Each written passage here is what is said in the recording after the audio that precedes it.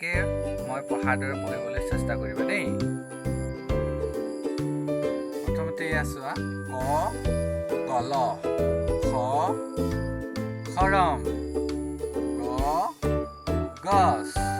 ঘ ঘৰ উঙ চুঙা প্ৰথম চৰাই দ্বিতীয় ছাগলী বৰ্গীয় জাপি ঝাউ গছ জিয়া মূৰ্ধন্য টকা মূৰ্ধন্য ঠগা মূৰ্ধন্য ডালিম মূৰ্ধন্য ঢুলীয়া মূৰ্ধন্য কাণ দন্ত্য তলা দন্ত্য থাল দন্ত্য দলং দন্ত্য ধনু দন্ত্য নাও পদুম ফুল ফৰিং বগলী ভালুক মটৰ অন্তস্থ যঁতৰ ৰছী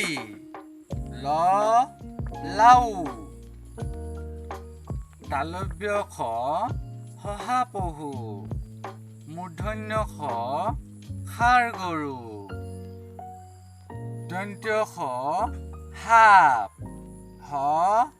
হৰিণ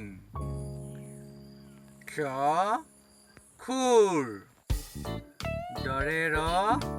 গঁড় ধৰেৰ পঢ়াশালী অন্তস্থ ময়ূৰ খণ্ডত কছৰপ দন্ত্য অনুসাৰ দলং বিসৰ্গ দুখ চন্দ্ৰবিন্দু কঁঠাল অনুস্বৰ দলং বিসৰ্গ দুখ চন্দ্ৰবিন্দু কঁঠাল এতিয়া আমি গোটেইখিনি